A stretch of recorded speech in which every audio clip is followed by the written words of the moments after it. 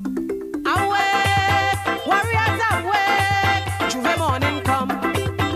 Juve, Abaluba yeah, Abaluba yeah, Abaluba yeah, Abaluba.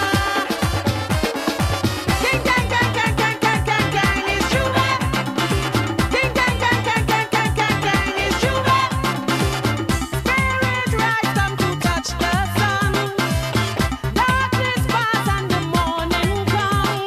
We done pay homage to the ancestors. We done do the ritual for the libation. So we call in the warriors to stand on guard to protect and preserve this tradition. As we fill each heart, every hollow drum with love. Awake, warriors awake, Juve morning come. The rhythm go turn you round. The warriors coming down. Awake, warriors awake, Juve morning come. The rhythm go turn you round. The warriors coming down. Ding dang dang dang dang dang dang dang is Juve. Ding dang dang dang dang dang dang dang is Juve. Iron and steel set ablaze to the dawn. No reason to shelter or run from the storm. The drum call anointing every move we make. The rhythm commanding blood and mind to awake. You can't help but answer this clarion call. Not one man must stumble, not one must fall. Unmasking the spirit, come one, come all, with love. Awake, warriors awake, Juve morning come. The rhythm go turn you round. The warriors coming down. Awake, warriors awake, Juve morning.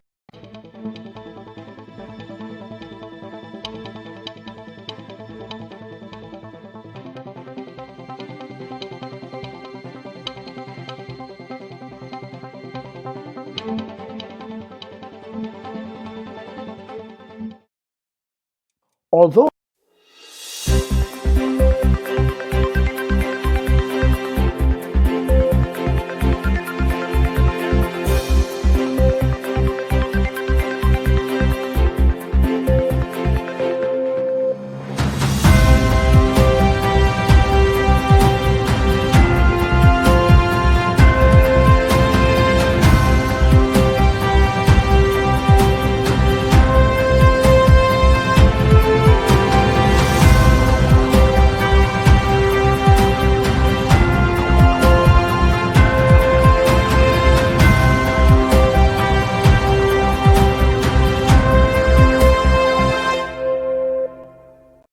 Although American voters cast their ballots for president more than a month ago, the votes that officially matter will be cast on Monday, December 14th, at the meeting of the Electoral College.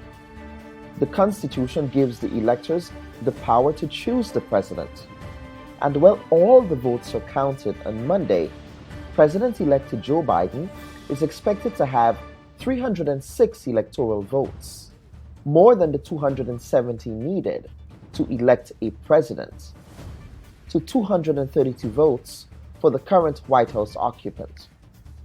The spotlight on the process is even greater this year because of the aggressive and vacuous electoral challenges brought against this election by the outgoing White House occupant who refused to concede the election, alleging voter fraud. That makes the meeting of the Electoral College another solid, undeniable step towards Inauguration Day on January 20th, 2021, when Biden will be sworn in as president. This morning on the Bubb Report, we speak to a political scientist about the significance of this year's Electoral College vote. Also on the Bubb Report, we are joined by attorney Jimmy Bristol to talk about the Lucas Street fire that occurred last Thursday, December 9th in St. George. We hear Bristol's side of the story as an eyewitness to the event. Later in today's stream, MP Oliver Joseph joins us to give a summation of last week's lower house budget debate through the lens of the government of Grenada. as the country continues to experience the negative impacts of a sustained economic downturn as a result of COVID-19. Finally, the Bubb Report will be speaking with members of civil society who have raised concerns with respect to operations at the Parliamentary Elections Office, which officials at that office have rebuffed. Joining us for our multi-layered show today are political scientist Dr. Ravi Perry, attorney at law Jimmy Bristol, the MP for the constituency of St. David Oliver Joseph, and civil society representatives Cassandra Mitchell, Dave Ned, and Joseph Roberts. It's Sunday, December 13th, 2020, and we welcome you to the Bubb Report.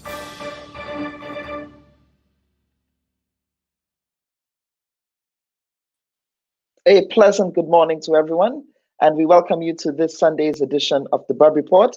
I am your host, Kellan Bubb, and thank you for joining us. Folks, let me first begin by apologizing because we're having some technical difficulties with some of our guests joining the stream today, but we will keep you posted on that.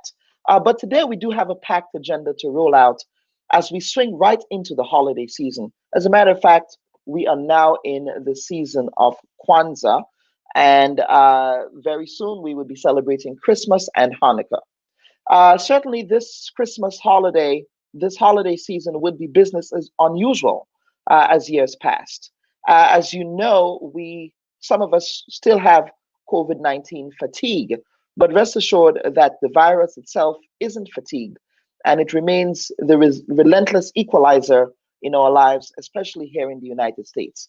So as we think of celebrating the holidays, let us also remember that at the back of our minds, that we have a raging pandemic in some parts of the US. Next week, we will have our holiday show before bringing the curtains down on our programming for the year on December 27th. Let me now take this opportunity to welcome my first guest from out there in David. That's Honorable Oliver Joseph. Honorable Joseph, good morning, and thank you for taking time off your busy schedule to sit with us in the Bubb Report. Hi, good morning. It's a pleasure to be on your report today. But I must leave by 11:30 because we have an urgent meeting to discuss with our subcommittee of cabinet. Okay. Yeah, indicated to you up to 12, but they tell me no, it's 11:30. Okay, so, well, but I'm prepared to come back at any other time.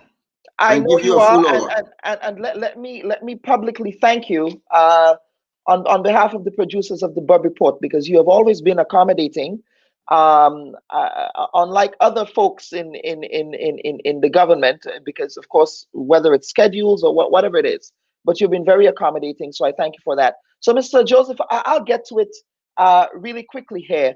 Now, in the 2021 budget, you actually rose to defend the government's position with respect to seeking external funding to finance certain aspects of the 2021 budget, the estimates of revenue and expenditure.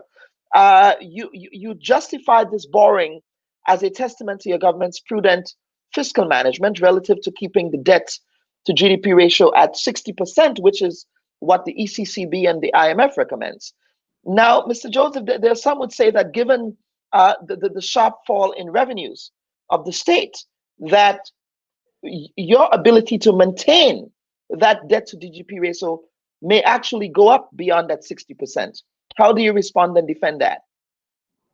Oh, yes, what we've said, first of all, the budget for the first time is a deficit budget. So if you're presenting a deficit budget, it simply means you are not collecting enough revenue to meet your expenditure.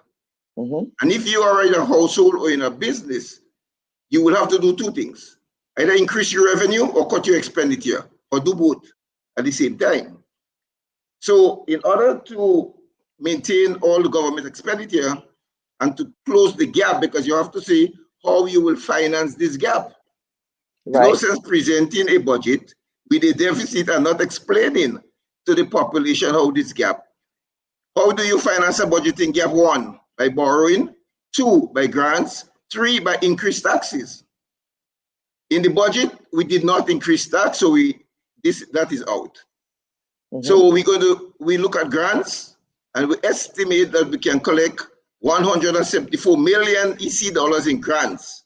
It means then that we do not have to borrow 500 million, but instead 330 million.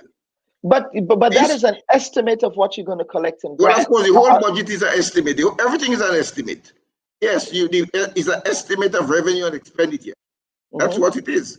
So we estimate how much you're going to collect. The loan authorization is to authorize the minister to borrow up to 330 million. So he cannot exceed. If he wants to borrow more than 330 million, he must go back to Parliament. So he has to go back. So Yes. it is a discretionary. It is a discretionary authority that has been given to the minister. With a maximum, he has a limit. So there is a ceiling there. A ceiling, 330 million. If he Okay. needs more money throughout the year, he will have to go back to Parliament. Mhm. Right. Now, the debt to GDP ratio. In 2013, it was 108%. We brought it down to 56% at the end of 2019. Because we brought it down to 56%, it means that we have room because the ECCB guideline is 60%. This borrowing will take the debt to GDP ratio to 69%.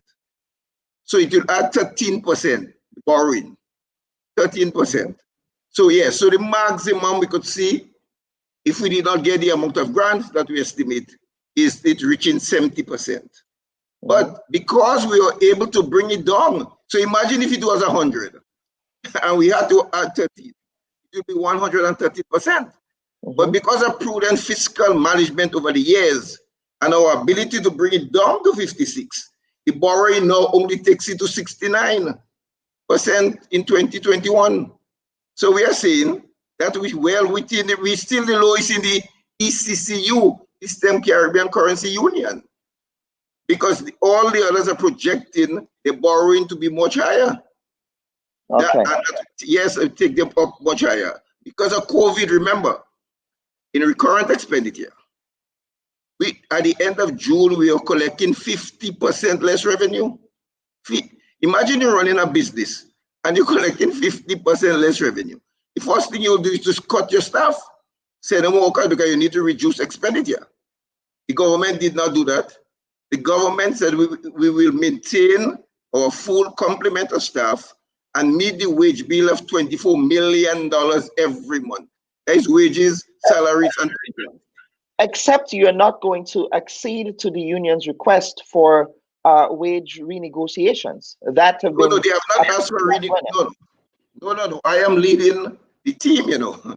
The cabinet has appointed me to lead the team with the unions, both for the negotiation with the 444 and for the deferral. I went to them on behalf of the cabinet and said, listen, because of the financial situation, we will not be able to pay the 4% this year. We paid it in 2020. But 2021 is going to cost $13.4 million. So we ask you to forego it. That was our opening position. The right back say no. Some said they will consider deferral, but not forego. So I went back to cabinet, reported on the matter. Cabinet then instructed me to return to the unions and agree to the deferral. So it will not be paid in 2021 because of the fiscal situation, but it will be paid. That the deferral means that it will be paid, and it will be paid retroactively. So that is the position.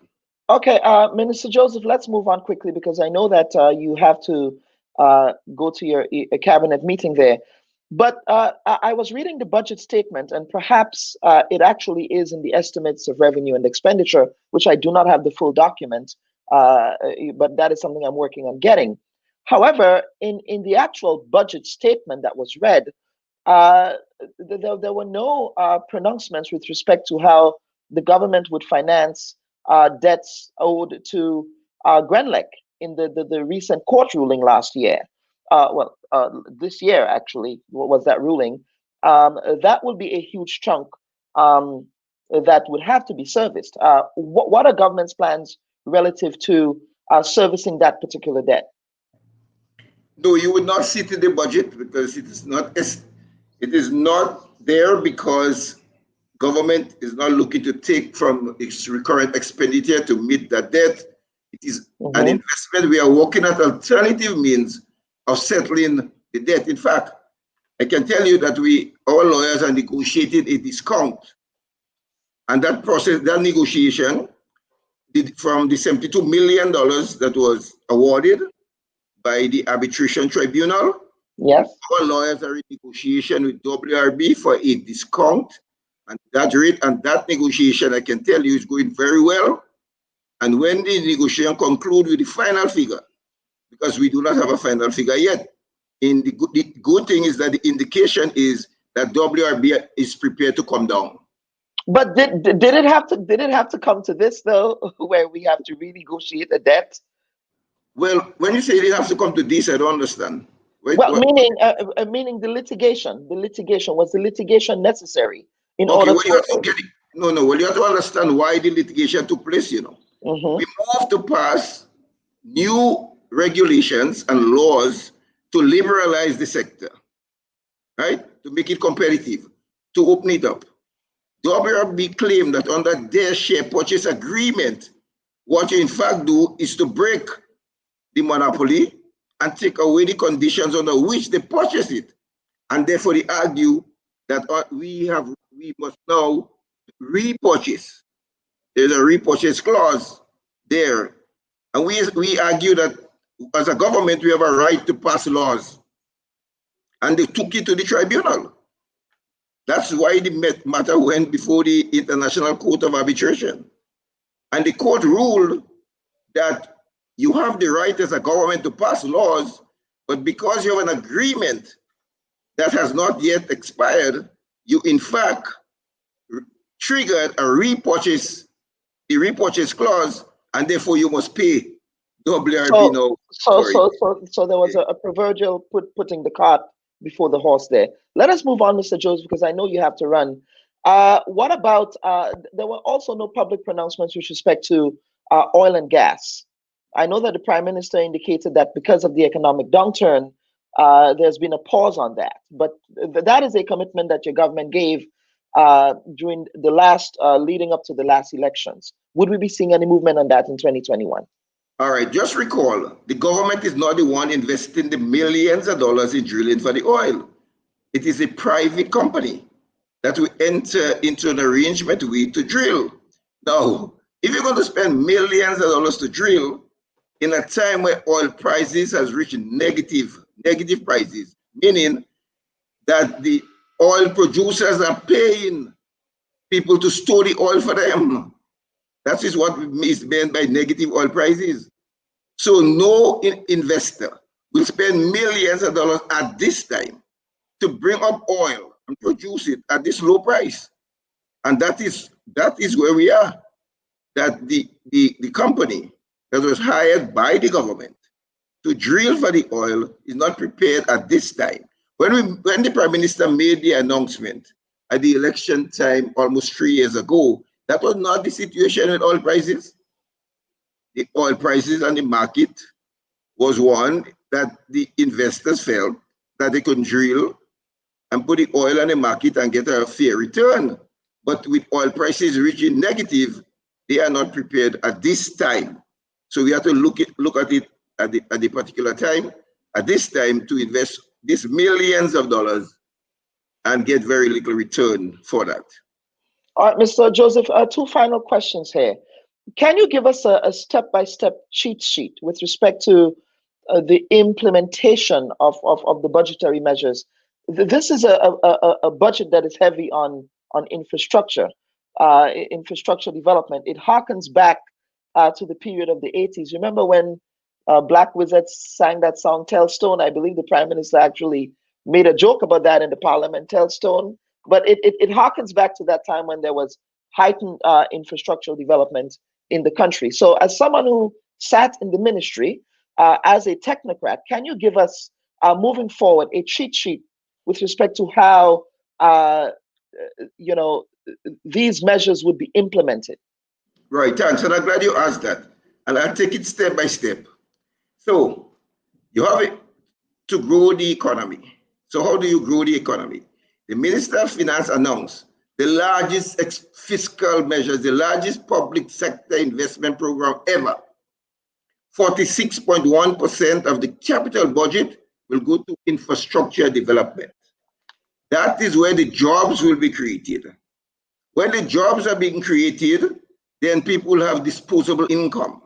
As people have disposable income, they will spend more in the economy.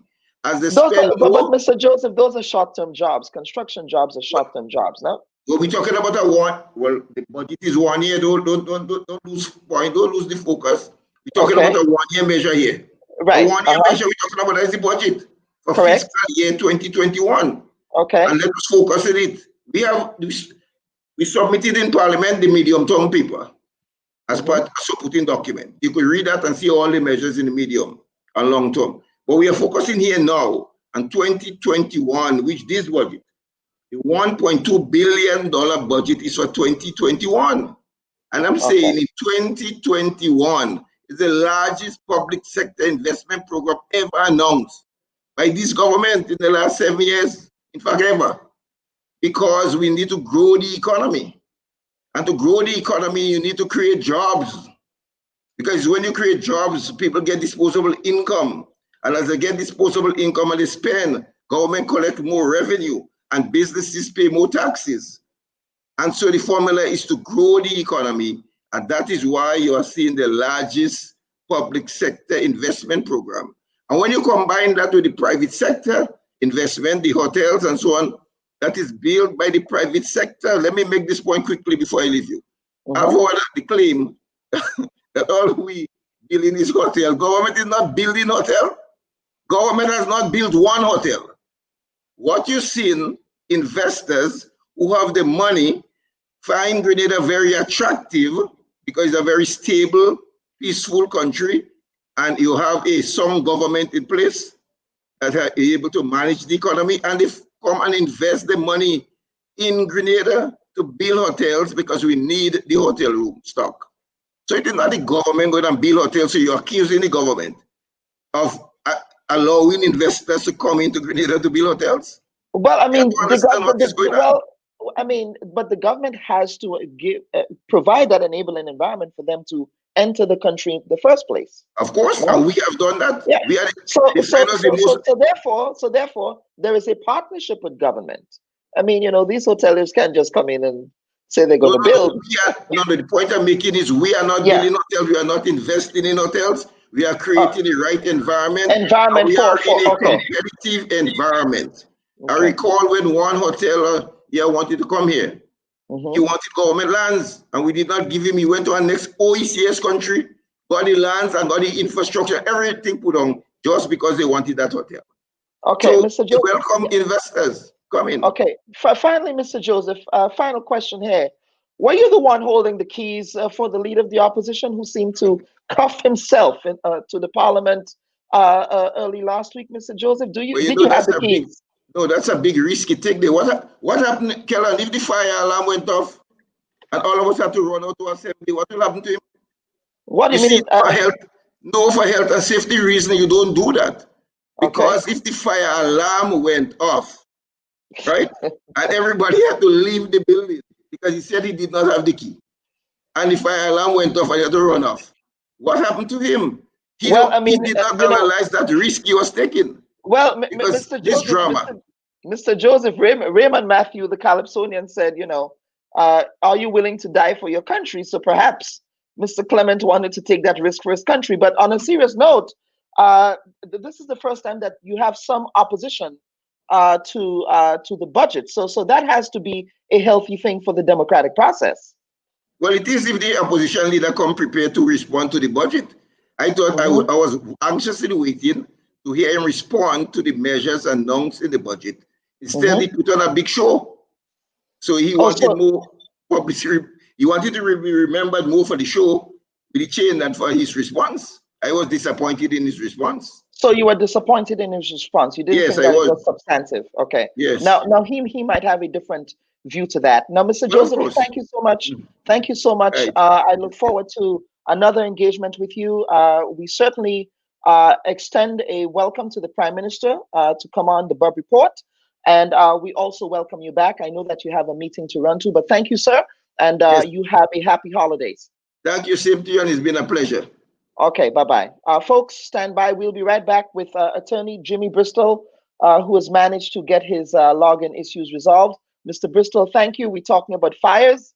Mr. Joseph gave us a good segue into talking about that fire that occurred last week on Lucas Street. Stand by, folks. We'll be right back.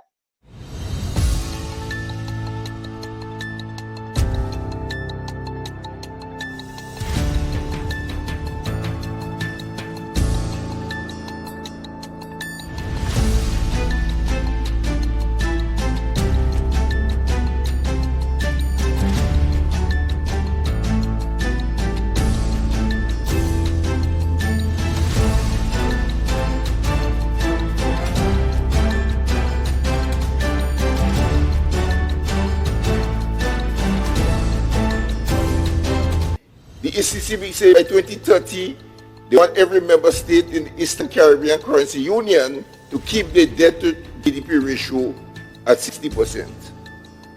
This borrowing will bring it to 69%. And once the economy starts putting back up before 2030, we will see the debt to GDP ratio reducing again. So debt sustainability is the key thing, Mr. Speaker.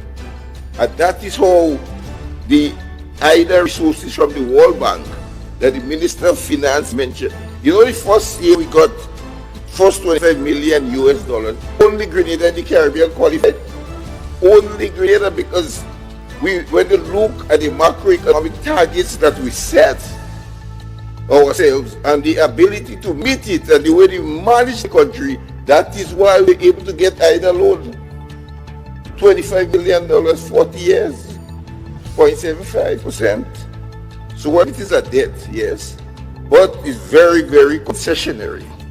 I heard outside by the opposition figures saying, because we are hit so hard with COVID, our debt to GDP ratio will skyrocket over 100%. Because we must borrow over 500 million and all sorts of numbers they call it. We're not doing things here by guess. Or books, they can read the IMF report, the World Bank report, the CDB report, ECCB report. They all are monitoring what is happening.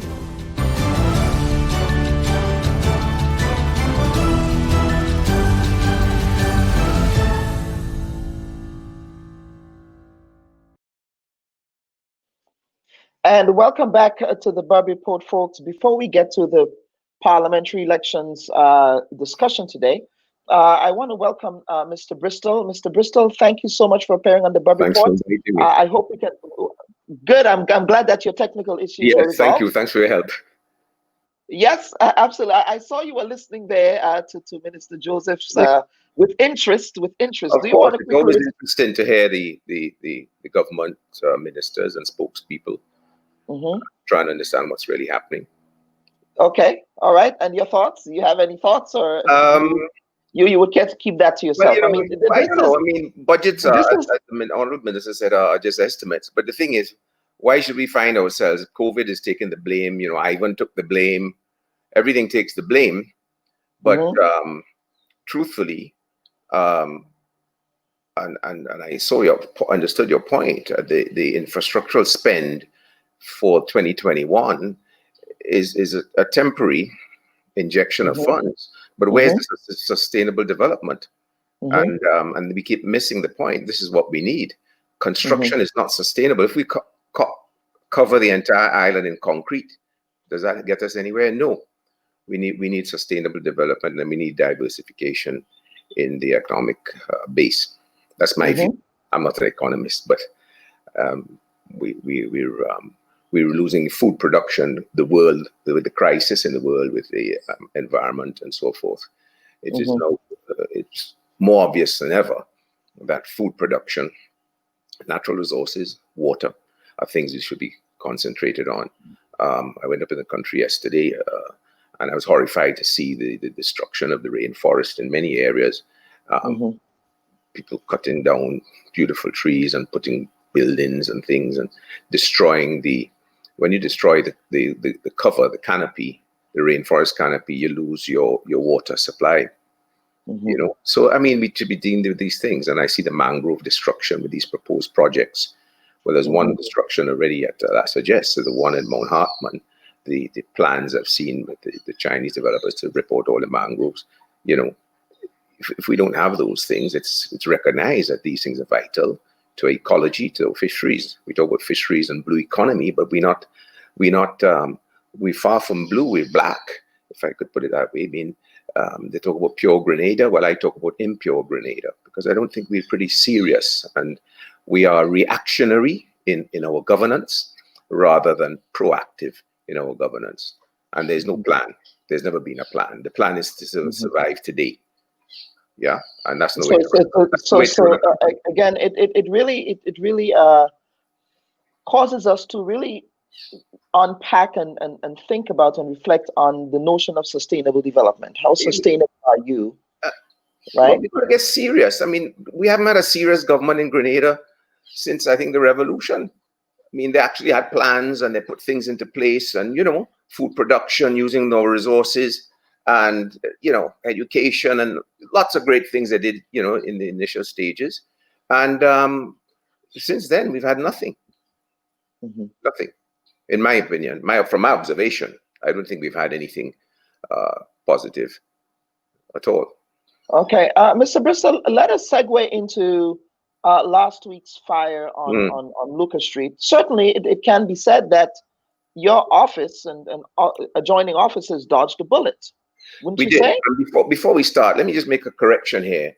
The New Today on Thursday reported I said that the fire truck came without water. Well, that was an error. It wasn't a deliberate error. It was during the height of the fire. I was speaking with New Today's editor and said, look, it ran out of water, but he didn't hear it over the noise.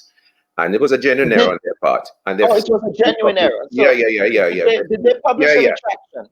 Yeah, they did. They published everything. And I spoke to Commissioner Franklin Redhead yesterday, because I was very concerned that this I mean, quoted as saying something that's quite untrue. And I came to him, and then I sent him a WhatsApp, and no sooner had I done that the new or the revised article was circulated. So there was an abridged. Okay. Yeah. Version of that. Okay, which is good. That's which is clear important. That they did come with the water. Okay, but again, back to my question. It would appear that you guys dodged a bullet there in your case. We did. It was scary. At about 10 o'clock, I heard my staff shouting, and I looked out my window and I thought it was heavy rain, like a mist descending to the upper Lucas Street end from my office. So then I said, fire, and I went out to my top step, and the flames had exceeded the height of there's a building that was on fire, and there are two other buildings than mine. And I thought it's going to jump. I thought the flames were going to jump, hit one building, hit the next. It could easily happen. That's how fire spread. The Castries, the capital of St. Lucia, was destroyed twice by fire because of that. Now, it was scary. We shut down everything, and we were ready to evacuate and lose our building and lose everything, and cry about it later, because it was scary. The fire services took a little while to arrive, and I think they may have been delayed by traffic. That's another issue we're going to look at. I would like to discuss. And they arrived with one tender. Took them a few minutes to get going. It ran out of water very soon after. Fortunately, they managed to hook a hydrant from above Wesley Hall School, and with the equipment they had, the one tender, they did a good job. They kept the fire contained. Unfortunately, the building is brick, and it was vacant. So the only thing to burn were the floor of wood and the beams, and they all fell in. So that helped. So the buildings either side and lives, everything were spared. But watching the events unfold was a bit scary, but also disappointing. First, I could see the fire station from my top step. And there were 2 units there. One is a large Nissan tanker, white one. And the second is another fire tender. And they weren't moving. And I could see police officers or fire officers or worms outside the fire station looking up to the fire. And I was panicking. I tried to get Commissioner of Police Martin. His number wasn't working. I asked my staff to call, tell them, send up the other units. Because I knew they'd run out of water. And they never moved. And I was really panicking. One fireman, I saw him, he said, "Hey, boss, how are you doing?" I said, "Fine, but what's happening? Why are the other units not coming up?" He said, "They're not working." So the tanker and the other fire truck, according to this officer, were not working. No, the fact that they didn't move at all gives credence to that comment. They didn't move. And in fact, 2 units from the airport, it's another matter. Eventually came, right? Yeah, so 2 units from they the weren't airport used, but they eventually came. No. Back up.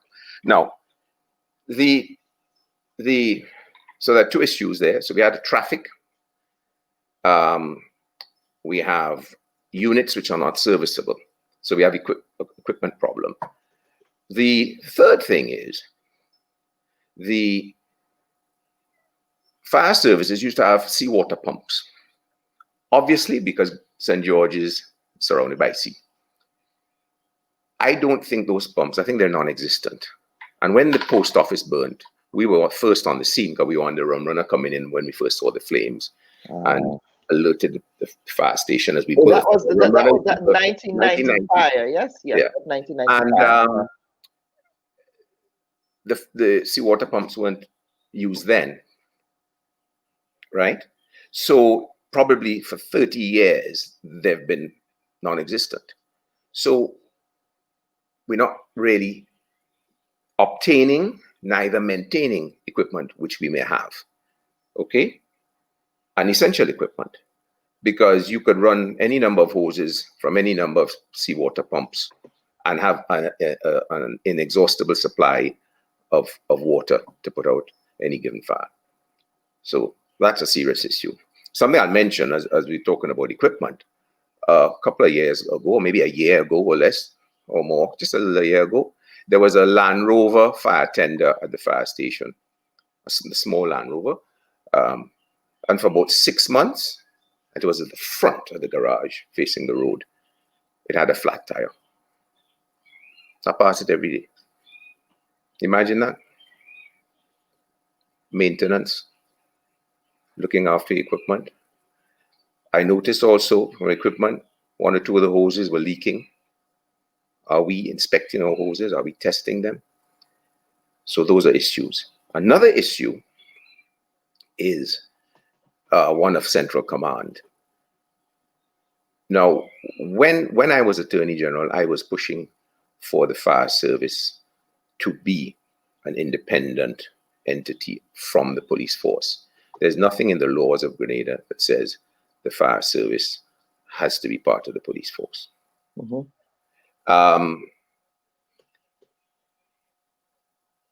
Why you need that Central Command is that, 1, you need trained people, specialists in fighting fires. You don't want somebody who's trained in fighting fires and next day he's conducting traffic in Grenville or he's in the magistrate court in Carriacou. Okay. Coast Guard. You understand what I'm saying? The second point about the Central Command is this. Since the fire service is part of the police force, a police officer, senior in rank to the fireman fighting the fire, with knowledge of how to fight fires, can dictate and order people to do things which may not be the right thing because they have no experience in fighting fires. In fact, that happened on Thursday. I saw police officers turn up their desk people, you know, barking orders. You see where you get problems? The third, yet another issue has to deal with the deployment of the tenders from the airport. No, I could understand as a last resort, if your whole town burning down, you got to do something. Yeah. But should it come to that? Because when you remove the tenders from the airport, which are, one, designed, built at great expense to meet international civil aviation requirements, standards, so that the airport could have its rating and remain open to take all these big jets and so forth. They're not designed to go into town and fight these fires. They can put them out, but they're designed to fight aircraft fires. But if you damage in the process one of those or two, as the case may be, you then have a downgrade on your airport from a safety aspect, right? And we should never have to resort to the airport fire tenders, because we ought to have sufficient number and sufficiently well maintained firefighting equipment at any given location throughout Grenada, and manned by suitably trained people. Yeah. The similar problem with the airport is also something I wanted to do. I think when I was on the board, I may have suggested it, was that the airport fire service, again, it falls under the police. So the police commission could tell the airport, send down the unit. You can't have that. That's the airport is, you have to ring fence the airport. That is its own. The fire people there work for the airport. They are trained by experts in fighting aircraft fires, and they remain there solely for that purpose. For that purpose, yeah. Yeah. Mm-hmm. So I want to come back to the traffic. Now, the fire trucks had trouble getting through. I'm not talking about just the airport ones, because those things are huge. They shouldn't be in town anyway. But the normal one. On a daily basis, the ambulances are up and down, having trouble getting to and from the hospital. Because when their cars parked generally on one side of every street, the streets aren't wide enough for the cars in front of the ambulance to move aside to give way, right? So with the large increase in number of vehicles in Grenada, the roads generally are congested, even out of town. So, and also, a lot of people don't know this. In St. George's, I think in Grenville and Sauters, there are many streets which are called in the law busy streets. So in the days in the 50s when these laws are passed, the government thought, these streets, because they're their main streets, they'll be busy streets, and there's no parking allowed on busy streets, except where it says you can park. So in St. George's, the law is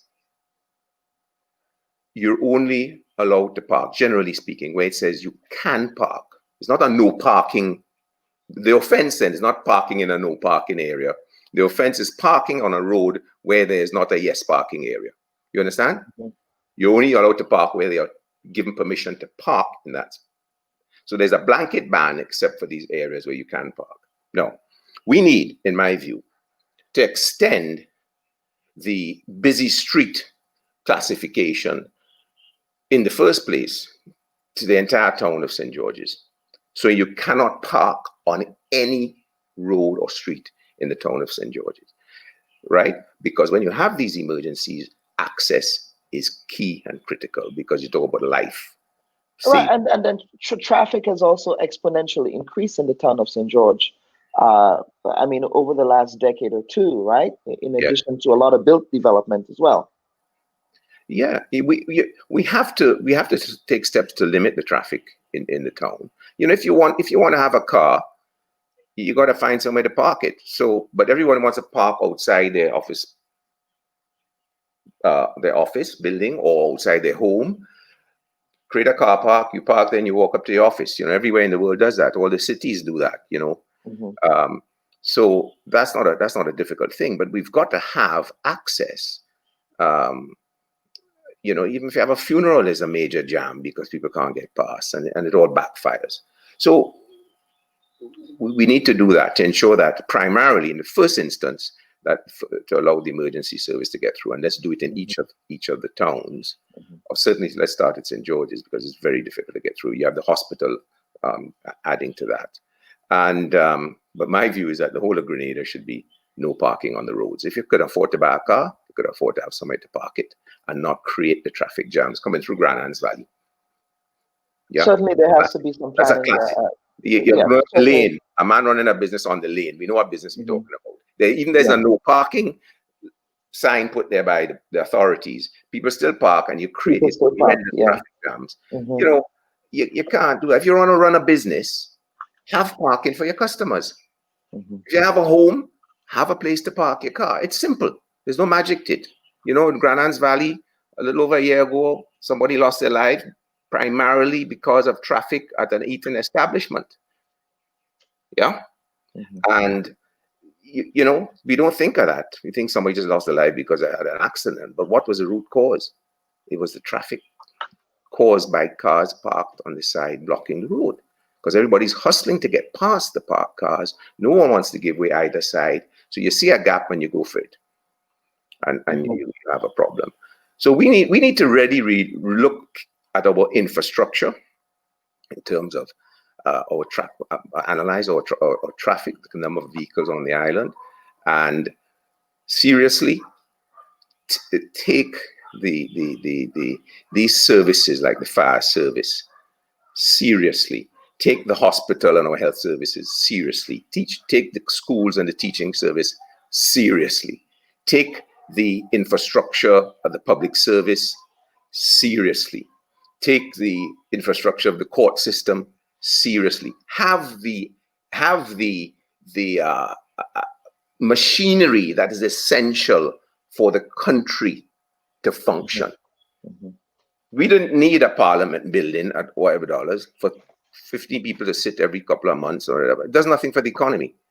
It doesn't anything. You could have sat in the trade center and use that money to fix something that would serve a lot of people, like, for example, a courthouse.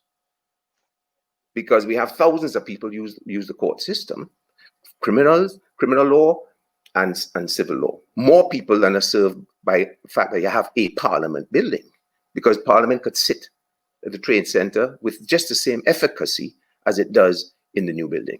Yeah. So we're not really prioritizing, we're not thinking, and we're not planning. Yeah, Mr. Bristol, I don't know if you have time, but we're going into the next segment. If you can stay with us, that would be great. Well, I don't know if I'm qualified to speak on the next segment. What's the next segment? Well, so we're talking about civil society has raised some concerns, obviously, with respect to reforms at the Parliamentary Elections Office. They're concerned about the implications, for example, that the CBI program and persons who are citizens under the CBI program may have on their ability to vote in Grenada. They're also concerned about the electronic registration issue. These are concerns that they have.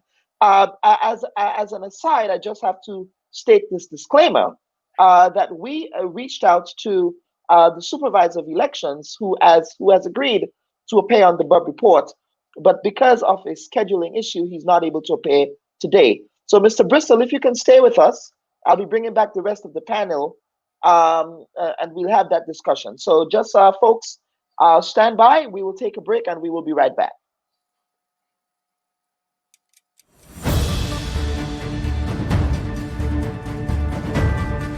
This is one of the reasons why the office would have embarked on doing a website, giving persons the ability to search for their names on the list. And you know, sometimes it baffles me in that persons who know better and they know better still puts it out there, giving people the idea that here's what the office is doing this and the office is doing that. The list is published. It is there for public scrutiny. Anybody who puts a name on the list, you look at the list and you see a name, everybody has the right to object to a registration. And this is the rights that people have. So if we were to determine or we were to decide to do our own thing at the office, the list must come out. You see a list that has a strange name on it, you can object to it. There is a process, and this is really where the baffling comes in here. The process takes time, and persons have lists, full lists are printed every year. We have the addendum list, we have the consolidated list. And persons have 5 years, 5 fools, 20 printed lists where they can contest names. And as soon as an election is called, 2 weeks before election, you have objections. So people's names should be removed from the list. And then it is said that the office is not doing what they're supposed to. But you had 20 lists before. And persons know that there is a process that goes on. So not because you object to somebody's name on the list, the office should say, here's what, let's remove that person. The law gives the procedure for doing this. And persons are just trying at times to create that kind of environment and atmosphere for whatever their reasoning or their purpose is. And the office has been very open in terms of engaging persons. Right, we have engaged quite a number of persons, and we will continue to do so because we believe it's important to have as many engagements as possible in terms of especially persons who are involved, integral to the process. But I have a difficulty with persons who would come and they would have an engagement with you, and I have no problem if you disagree with what we are saying, but of course at least put to the public what was said and not give misinformation. So if we had an engagement with you, say exactly what we told you. Don't give part of the story. Put the context out there. You may say, okay, well, look, as a disclaimer, you don't agree, which is okay. But of course, I think it's sort of, to me, dishonest and unethical to have an engagement, and out of that, you would go and you would put out part of the information as if to mislead the public.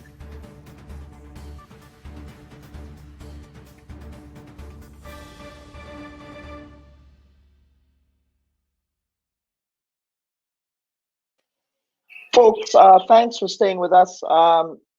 Before we get to the next segment, we actually have some breaking news from Grenada. We have some breaking news from St. George's. There are reports of a massive COVID-19 spike on the island.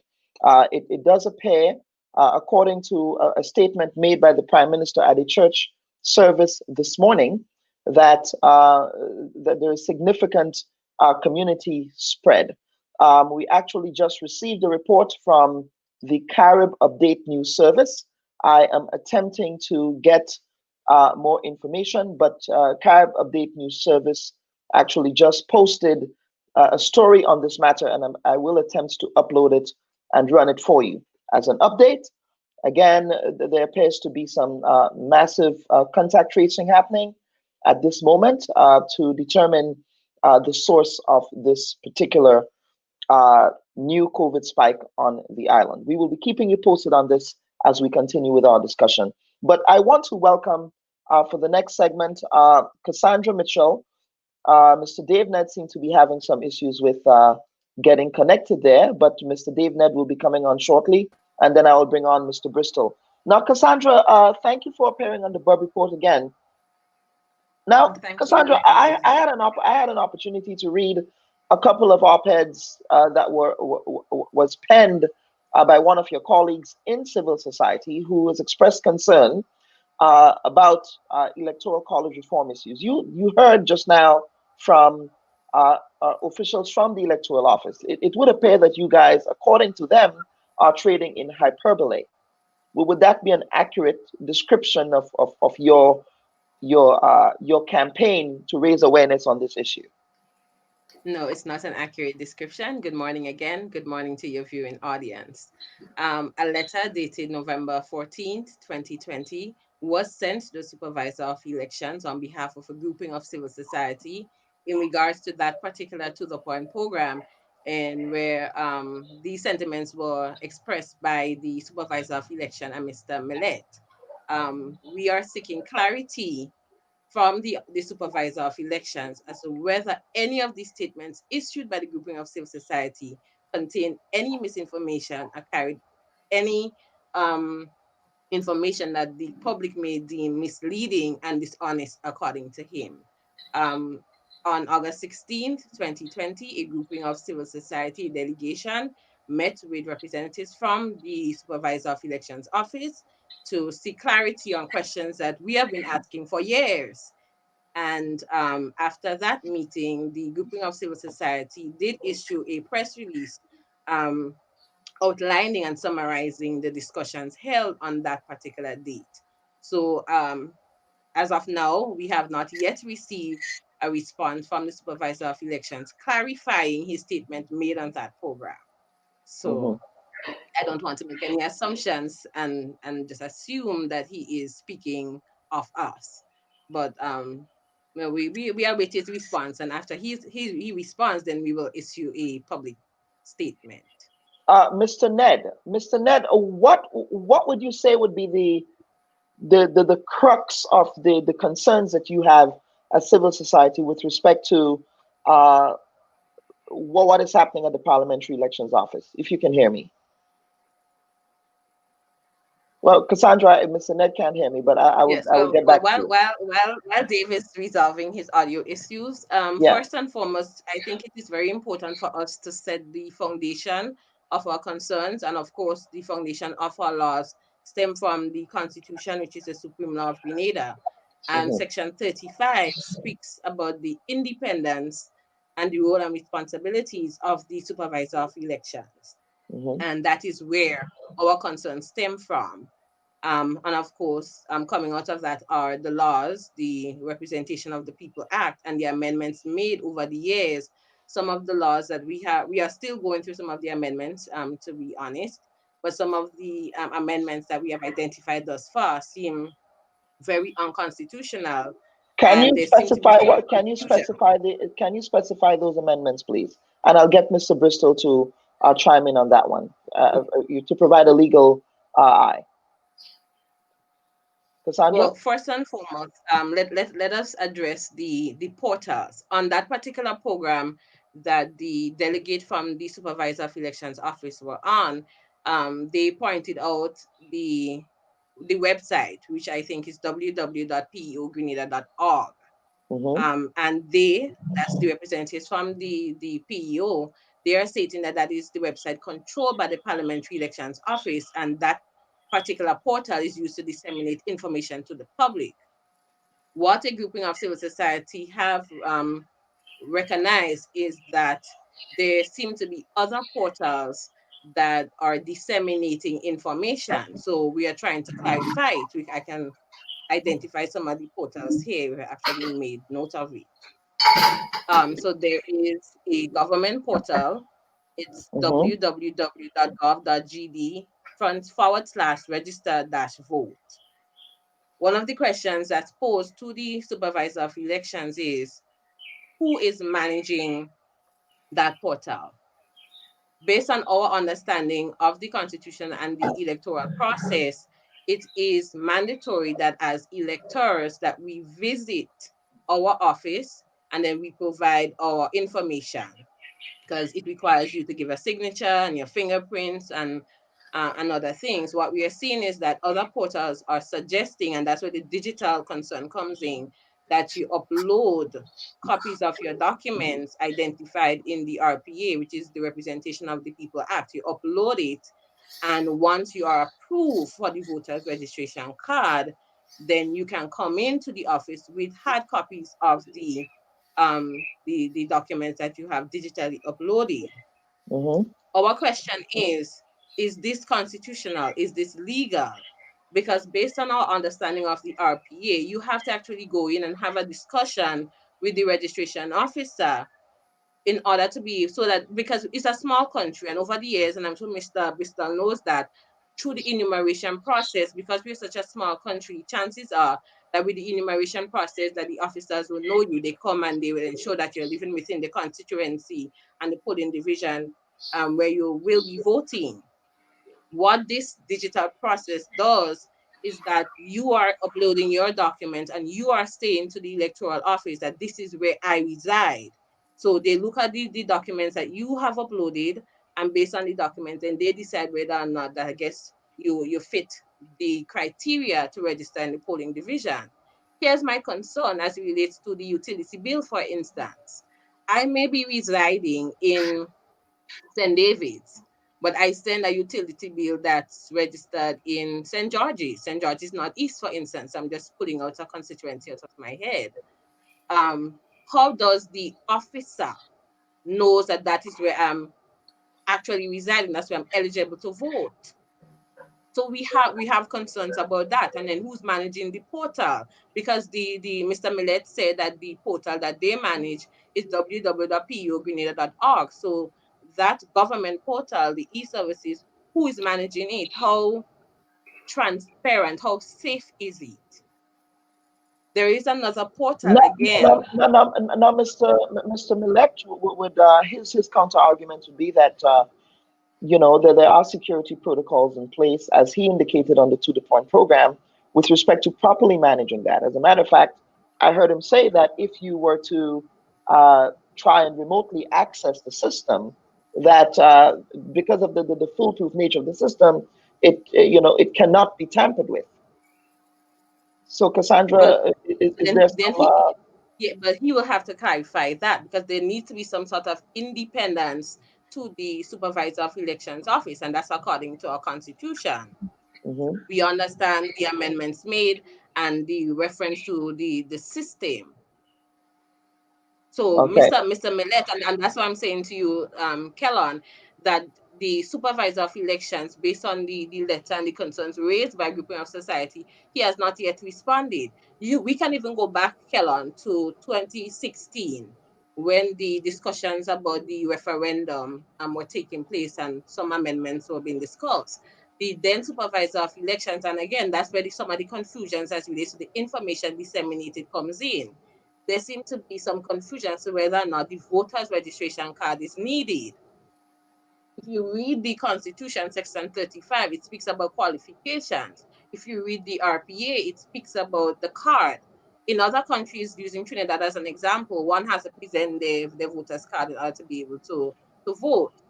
There seems to be some confusion. The past Supervisor of Elections was actually stating that you don't need your card. And I think even on that particular program, when the representative from the PEO was asked the question, and I was looking at the program, he alluded to that the card is not necessarily needed. And here's where the confusion takes place, and maybe Mr. Bristol can come in. When the law says that once your name is on the list, unless you're disqualified to be an elector or voter, then your name remains on the list. So I think there is some confusion with what the law says and some of the amendments that were made. Of course, that is also the law. But the past Supervisor of Elections is alluding, whether he actually stated that you don't need your card. And then, of course, once you're registered to vote, then you have a right to vote. That's according to our interpretation and understanding of the Constitution. So the question still lies, is the card needed? Based on our understanding of the RPA and the Constitution, yes, it is. Mr. Bristol? But the PEO is they seem to be confused as to whether or not you have to have a card or not have a card. And that has been the back and forth with the grouping of civil society and the PEO's office over the years. Mr. Bristol, can you provide some clarity on that? Okay. Now, this caught me off guard about the requirement for the card. I really don't have it at the forefront. But what I'd like to say is this. Whether it's if a card is needed, if the law says so, fine. If it's just registration, fine. Your name, there has to be a list, because there's a list of voters. The card really is to identify that you are the person on that list. The bottom line is collating the list. Or, if you're talking about a card, ensuring that when the person goes to get his or her card, that person is whom he or she says he or she is, and that person resides in that particular, first resides in Grenada, and then resides in the particular constituency. And because, they say garbage in, garbage out. If you don't put in the right information, you're not going to get anything different out. For example, I was in Beckway last year, Easter. I met somebody there who lives in Beckway, who happens to have one parent from Carriacou, and who comes down to vote. Never lived, been in Beckway since a little baby. Comes down to vote in every election for the government. This government, right? A utility bill would be in the name of either the occupier or the owner of the property. So adult children, they won't have a utility bill. So that's not a good way of determining where you're from. You got to go in and investigate. So I would say garbage in, garbage out. So this lady lives in Beckway. She doesn't have a utility bill. So how does she get registered to vote? If they investigated, they'll find she doesn't even live in Petit Martinique. You know, I think it was Petit Martinique. Yeah. And, So and here's where I'm what? going to chime in, Mr. Bristol, Sorry. because I know exactly what you're heading to. There's Yeah. another site, and that's where again, and you're going to see why and how we are confused. The Yeah, site well, is infinitygrenada.com/voters-registration-card. That site, when you open it, leads you to a portal managed by a company which describes itself as, and I quote, a licensed company which is a local and escrow agent and international business services operation specializing in immigration programs, post-immigration services, and corporate and international business services, unquote. This site, Mr. Bristol, it mirrors some of the instructions that you'll hear from the PEO on how one can register as an elector, except for the following. The issuance of the card, it advises the elector, the potential elector, 2 weeks after completing the process, that is digitally uploading your documents, a digital signature, then your voter identification card will be ready. The applicant will then be contacted by telephone to collect the card when the card is ready. Only the applicant can collect his or her voter ID, which is delivered upon signature. The initial card is free and there is a replacement cost of $20, and the process is 3 to 6 months. What process is 3 to 6 months? The PEO's office has been saying to us, citizens, that once you come to renew, and there's issue about the renewance as well, renew your card, it will take 2 weeks. So on this site, which is also encouraging proposed electors to digitally upload copies of your document, it is stating that the process is 3 to 6 months. The question is, what process? Well, it is left to assume that because that particular portal is managed by a company aligned to the CBI program, then that process will be speaking about CBI investment. But in thinking about, but again, in order to register to vote in Grenada, you have to be domiciled in the country. I do not know that a lot of CBI recipients. 6 months minimum, even if you're born here. If you're not living here and you can't fly in from New York and vote if you haven't been living here for the previous 6 months, even as a citizen. Right. Commonwealth citizens and citizens of Grenada, 6 months. So, but again, a possession of citizenship is not an entitlement to vote. And that is correct. It is not an entitlement to vote, Mr. Bristol. Certainly it's not. But if you have a Grenadian passport and you decide, okay, I'm a CBI holder, right, and I want to come in and live in Grenada for 6 months, it would qualify me to vote, not so? Well, if you've been living there 6 months prior to the election, yes. No, may I say this? On the CBI thing. The many countries in the world have CBI. The US has it, England has it, Canada. That's why they haven't shut it down. Right. Okay? Because they do well out of it. No. I think the danger with our CBI program and in the other islands as well is that we are offering citizenship. There's only one class of citizenship in Grenada, is citizenship or not under the Constitution. To people, one, who have no links, will never have a link, are using the passport for whatever reason they want to use to access other countries, no problem. But they also, and those who may invest here, also they pick up serious rights of a citizen. And I don't think that was the intention. The intention is they want a passport to travel, right? Because here's what happens. For example, I did a transaction the other day and somebody got citizenship. The government should have collected 10% tax. It used to be the alien license. Call it that, layman. That's what everybody knows it as. On the transaction, which on that particular transaction would have been 600,000 US. Instead, they collected zero. Because a purchaser who's a Grenadian citizen doesn't pay any tax, right? But that person bought the passport for, what was it, 150? I don't know what the going rate is, something like that. So we lost on that one transaction 450,000 US. But that's not all, because going forward, they can buy whatever land they want. And because they have deeper pockets than us, we're then priced out of the market and they're buying up everything. And we then don't have land at reasonable prices because it's a scarce commodity so that we can build our homes. So that's a serious negative. The other negative is the voting issue. And once the 6 month requirement decided, but they have no link to Grenada. They don't care about Grenada, you know. And why are we giving away those serious?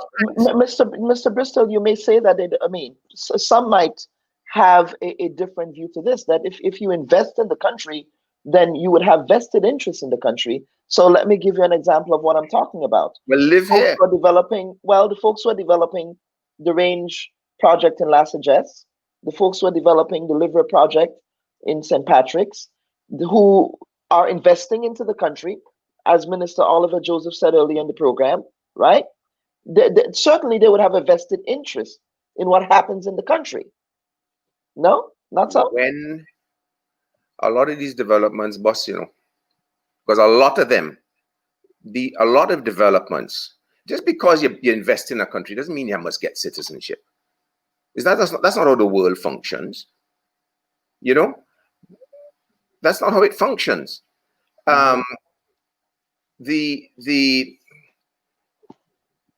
You invest here, as in all the years gone by before citizenship by investment came in, people invested. If they stayed here and lived, and they did the residency period, you know, then you got your citizenship if you got good character, etc., etc. I mean, if you want to give people the right to reside because you've invested, obviously you want to be here to do investment, fine, because residence is only just that. It doesn't give you any tax benefits. It just means when you come in at the airport or whichever port, you automatically walk through because you have your residency, and then qualify and show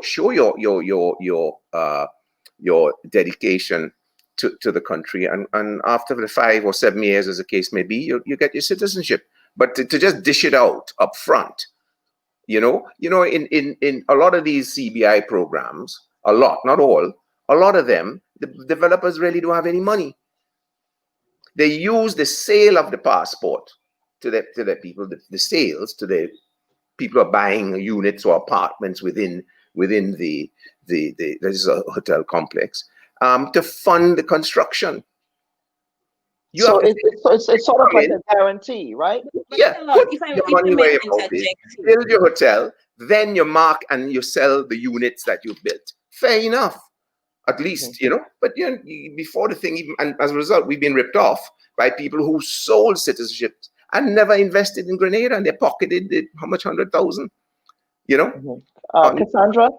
Yes, Mr. Bristol, I want to draw your attention to section 32(2) of the Constitution of Grenada, which speaks to every Commonwealth citizen who has attained the prescribed age and who possess such qualifications relating to residence or domicile in Grenada as Parliament may prescribe, shall, unless he is disqualified from Parliament from registration as a voter for the purposes of elections of members of the House of Representatives, be entitled to be registered as such a voter under any law in that behalf, and no other person may be so registered. I am willing to argue this with any legal mind.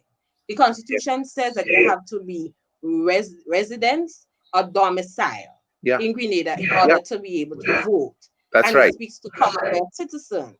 What the government is focusing on, it has made amendments to the RPA, and the emphasis is on citizen. What I've noticed is that there is hold on, Mr. Bristol. What I've noticed is though that there seems to be a misperception that you only have to be a Grenadian citizen in order to be able to vote. And you mentioned some experiences that you have. There are other qualifications and prerequisites tied into you being qualified to be an elector. So and then if you are an attorney, when you speak about domicile in legal language, you're speaking about a permanent dwelling. That's right. So correct me if I'm wrong. In law, you can have more than one residence, but you cannot be domiciled in more than one You have place one at the domicile. same time. Domicile is a term apart. Yeah. Yeah. So domicile You're- is a contract between an individual and the state. You just turn off the phone.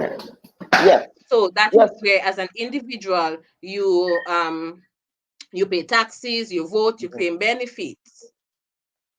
So I Right. have concerns, and that's why Mr. Bristol, I mentioned about the citizenship. There seems to be emphasis on the citizen by investment program.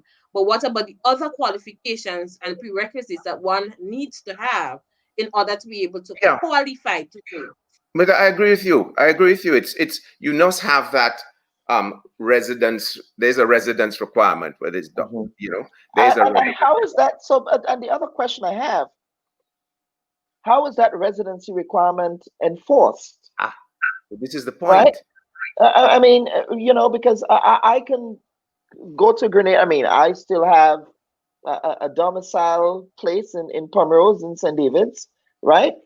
And if I decide that I want to come home to vote, and I show them, okay, so let's say I'm paying my utility bill at my residence at my house in Pomerose in St. David's, right? I can show them that I paid my utility bill last week. That can be proof of residency, right?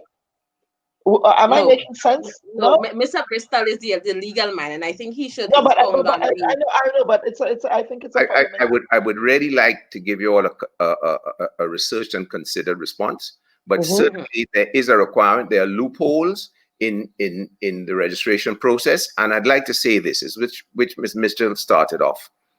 The Constitution provides that the electoral office is an independent office. We've seen in the recent elections in the United States how non-partisan the electoral officials have been in the face of one of the most heavy attacks on their democratic process. Those Republicans in charge, they just slapped down the challenges and said this process has been watertight. It's the best. We've had no issues. That is called integrity. The reason why the Constitution provides for the independence is because integrity is required in this very most important aspect of our democracy, electing a government. And what bothers me in Grenada, and it's been going on for years and years, is that there's always been controversy when it comes to the election office, boundaries, voter lists, people flying in to vote, all of these things. Who's the supervisor? The supervisor is the government man, and that sort of thing. I haven't yet, I can't remember a supervisor of elections in recent times who has not been involved in some controversy with regard to independence and the electoral office being run as the Constitution envisages. Why is that? Why can't we hands off and let the people, get people with integrity and let them do their job? Politics has no place to play in this institution, many other institutions actually, which enjoy independence under the Constitution. There's always this political interference, like they want to control everything. They want to stay. But Mr. Bristol, the counter argument would be that the person who heads the electoral office traditionally has been a public servant. I mean, Elvis Moraine. There's nothing wrong with that. They must be hands off by the executive. Leave them alone.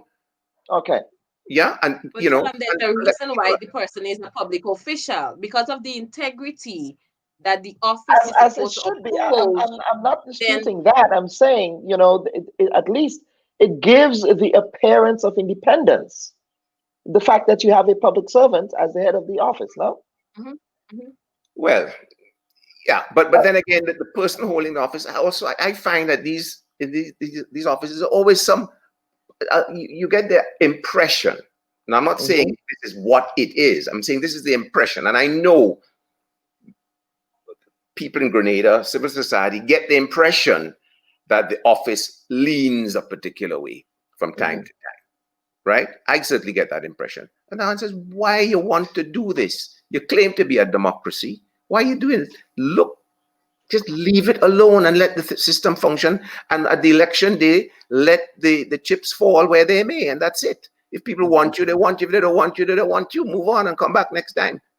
All right, folks, let us come up for air. We will take a break and then we will come back to wrap up. But this is a discussion that needs a part 2 conversation.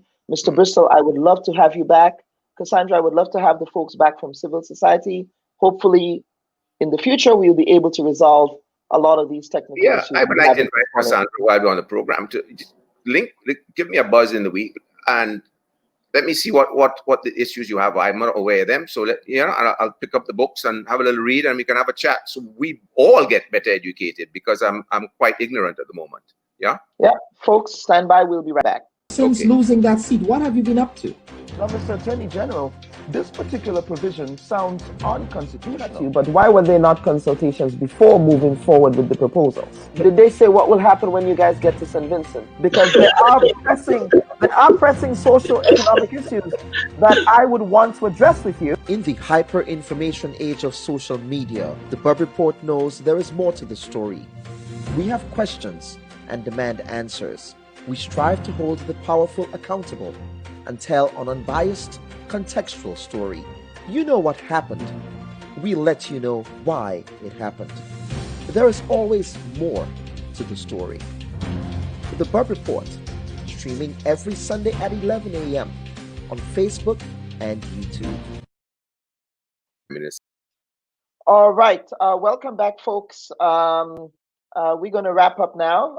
It's almost 11:30 here on the East Coast in the United States. It's 12:30 in Grenada. As I said, we're following a breaking news development of an alleged COVID spike, a significant COVID spike, as we're hearing. It's first reported by the Carib Update News Service. This is a story we will be following very closely here on the report. But Mr. Bristol, I want to give you a chance to offer some final thoughts. And let me first of all welcome you. This is your first appearance on the Bubb Report. It's certainly a pleasure to have you here. Thank you very much for inviting me. Would you like my thoughts on what generally? Yeah, I mean generally, at the end of this year, this has been a very interesting year, right, for all of us, I think. And it is. It's been tough. It's tough. I just like to, I've always said this, I always give Jack his jacket. I think the government and the Ministry of Health have done a really magnificent job in dealing with the COVID crisis and the containment of this virus. And I take my hats off to them. I say so publicly. I've said so to the minister on every occasion which I've been given a chance. And fair is fair. So yeah, it's a tough year for everyone. But the thing is, let's not use it as the government should not use it as an excuse for a lack of fiscal performance. And I would urge them to set goals, set targets for Grenada where we want it to be. Because you see, without a target, you're just going on in circles. You must have markers, and I really wish they would take running the island seriously. I don't think they do. I don't think they've ever done. And I'm not sure which last government ever did. But, they're in charge. They've been given a mandate. And the people deserve to be properly represented. And I think they deserve better representation. There's a lot to be done. If we work together, it's very easy. Get rid of the egos, get rid of the pride, pull together in unison. We will make it. It's so easy to do, but there's just this backbiting kind of thing that we have in Grenada. I just don't understand it. And it's totally unnecessary because it's killing the country and it's killing the future for those coming, behind us. So let's get serious. There's a wake-up call, 2020 with the COVID, and let's approach 2021 a little more seriously. With some gusto and serendipity, hopefully, as well. Cassandra? Yes, I would like to echo Mr. Bristol's sentiments about the handling of the COVID-19 pandemic. I think the Ministry of Health, in spite of all of the challenges, are doing a fairly okay job. I want to take the opportunity, though, with the expectation of the Prime Minister's address on Wednesday, to publicly use your forum to ask this question. Does a state of emergency exist in Grenada? And I'm asking because the last declaration of a state of emergency was done in April of 2020. And if you count as per our constitution, the state of emergency would have lapsed at the end of October, given the 6-month duration which the constitution outlined. We have And it not has, and heard another declaration. It just lapses. It just lapses. Yes, but it lapses, but do you have to go to? but I here's mean, the thing. uh-huh. We our fundamental rights and freedoms continue to be derogated, and understandably so. But Mr. Bristol, correct me if I'm wrong. You don't need, yeah, for the regulations under the Quarantine Act and the Public Health Act, which are now being used to deal with this, are permitted under the Constitution without a state of emergency. State of emergency is dealing with something quite different. So the Constitution allows for that. Because it allows our fundamental rights and in the freedoms interest of to be health, derogated. you can infringe on people's freedoms and that sort of thing. It says so. In a public emergency, Mr. Bristol, in a public No, not emergency. under the State of Emergency Act. This is quite different. That act has nothing to do with this.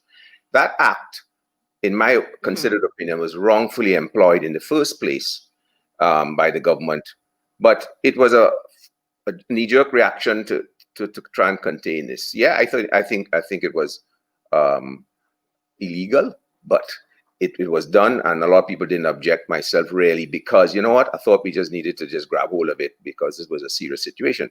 But this is not under the Emergency Powers Act. What is now is under the Public Health Act and the Quarantine Act, and the Constitution permits, in the interest of health, the curtailment of certain of our freedoms, provided the law that is being used is reasonably required in a democratic society. And I don't think there's any doubt that is reasonably required to contain COVID virus. You could have quarantine and things like that, right? So I don't see. Yeah, we can go on for another 2 hours, yeah, but that's just to answer this Mitchell thing. Don't confuse the Emergency Powers Act with the public health regulations and quarantine regulations. They're two different things. That is a good nuance there, and we're not even splitting hairs on that. But certainly, folks, I want to thank you for the opportunity for being with us today. This was an enlightening and an educational discussion. As always, that is what we attempt to do here on the Bubb Report, is to have some very enlightening and serious conversations around the issues affecting Grenada in a fearless and independent fashion. And that is what I hope to do as the host and producer of the Bubb Report. Folks, let me thank you again. Have a wonderful week, and we will see you next week for a holiday programming. Thank you. Bye-bye. Thank you very much.